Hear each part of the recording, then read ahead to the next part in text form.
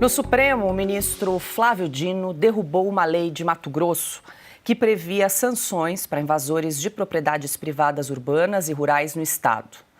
A legislação estadual estabelecia penas como restrição a benefícios sociais, proibição de assumir cargos públicos e impossibilidade de fechar contratos com o poder público.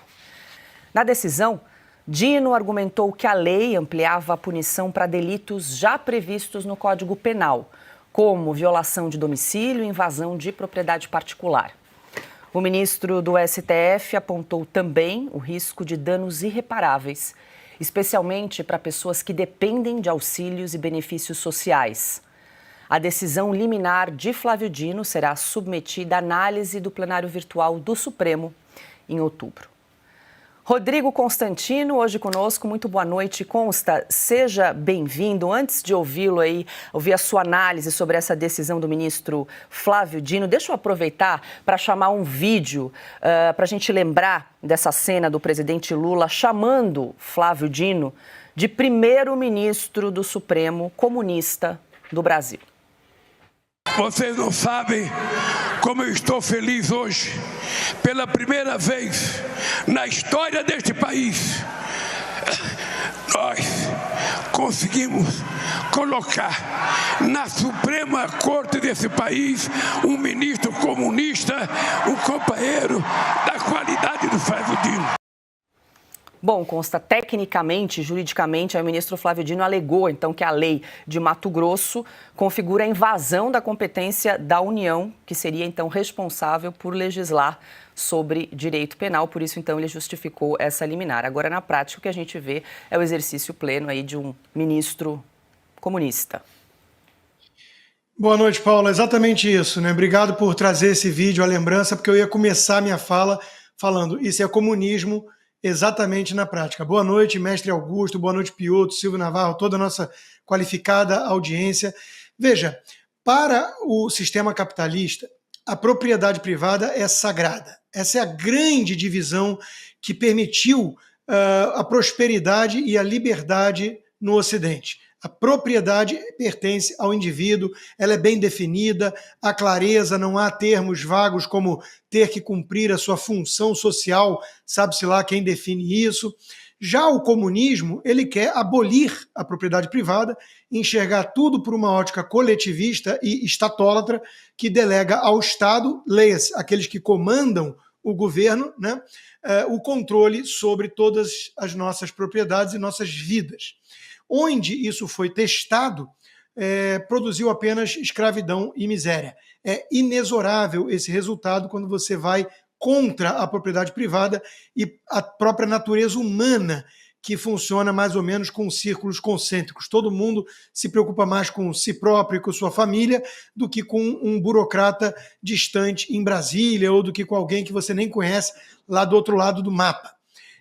Os comunistas não querem saber de propriedade privada. Então é óbvio que isso tem a ver com a decisão do Flávio Dino, que encontrou ali uma brecha, um pretexto legal, como todos eles vêm fazendo em decisões absurdas. É óbvio também que tem a ver com a visão de coitadismo que esse pessoal da extrema esquerda adota em relação à marginalidade. Eles acham que o bandido é uma pobre vítima da sociedade, e não alguém que fez vítimas ao invadir uma propriedade e roubar aquilo que não lhe pertence. O Flávio Dino era ministro da Justiça, devia ser a pessoa mais odiada pelo crime organizado no país e conseguia frequentar favelas dominadas pelo crime organizado sem escolta policial. Daí você já vê, né? Damas do tráfico eram recebidas em ministérios desse governo, do PT. Então, é óbvio que eles estão indo contra um avanço da legislação local, estadual, que visa exatamente a dificultar a vida de quem cometeu crimes de invasão. Isso é um problema, principalmente para o agronegócio brasileiro, que é chamado de fascista pelos comunistas do PT. E é engraçado, entre aspas, ver a quantidade de jornalista, de acadêmico, de economista, que acha graça quando alguém fala de ameaça comunista, né? Até o Alexandre de Moraes debocha disso. E quando o Lula vai lá e confessa a alegria de ter um comunista na Suprema Corte, há controvérsia se foi mesmo o primeiro, né? Fachin está lá já há algum tempo. As pessoas falam, não, ele está brincando. É sempre a forma tucana de encarar o comunismo. Não, eles estão brincando, o Foro de São Paulo é uma brincadeira, a Venezuela ele diz que defende, mas é uma brincadeira. E na prática a gente vai vendo o que está acontecendo. A propriedade privada no Brasil, que já não era sagrada, ela hoje em dia basicamente não existe mais.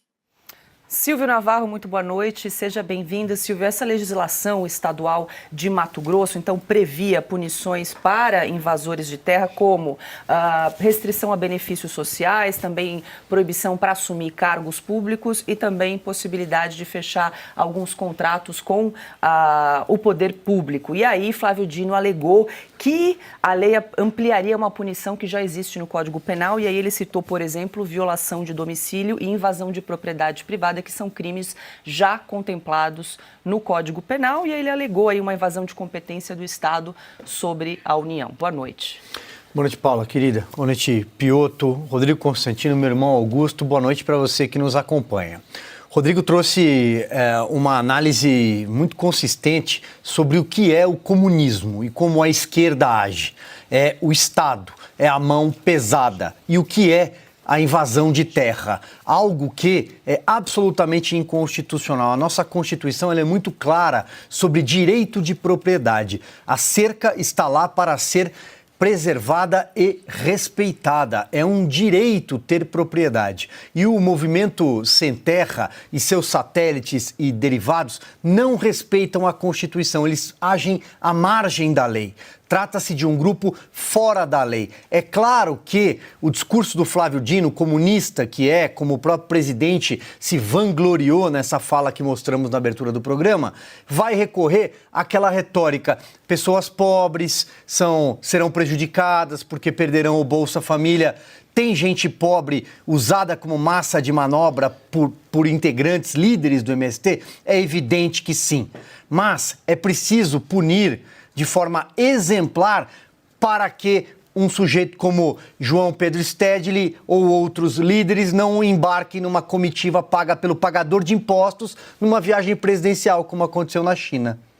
Ou então, para que eles não se sintam à vontade de estar ao lado da ditadura sanguinária de Nicolás Maduro, como estão agora, e serem bajulados pelo presidente da República, ter um ministério para chamar de deles, que é o Ministério do Desenvolvimento Agrário, o senhor Paulo Teixeira, as superintendências do INCRA, a CONAB lá no Rio Grande do Sul, a Central de Abastecimento, e agora um ministro que os representa na mais alta corte, a última recursal do país. É algo absolutamente contrário ao que diz a nossa Constituição. Outro ponto, mais uma vez, o Supremo Tribunal Federal e a caneta de um ministro que tem lado político, a vida inteira teve lado político, largou a magistratura para ser militante comunista, passa por cima do Congresso Nacional. Mais uma vez, aquilo que o Congresso decide e às vezes leva anos para deliberar de forma democrática, porque ali estão cidadãos eleitos pelo povo, representantes da sociedade, eles simplesmente ficam debaixo de um trator como esse de um ministro do Supremo Tribunal Federal. Me recordo aqui, Paula, por exemplo, de invasões históricas. Vou recorrer a uma só para não me alongar. A da Aracruz, no sul do país, em 2006. Era um 8 de março, era uma data em que se celebra o Dia da Mulher, e mais de 1.500 mulheres campesinas encapuçadas decidiram invadir uma empresa armadas com foices, renderam os vigias, entraram no horto florestal, destruíram viveiros, destruíram material genético, deixaram um prejuízo de $400 mil simplesmente para celebrar o Dia da Mulher Campesina. Mas se a gente procurar, vai no Google, você vai achar uma série de invasões que terminaram em destruição de um movimento fora da lei, agora com amparo supremo.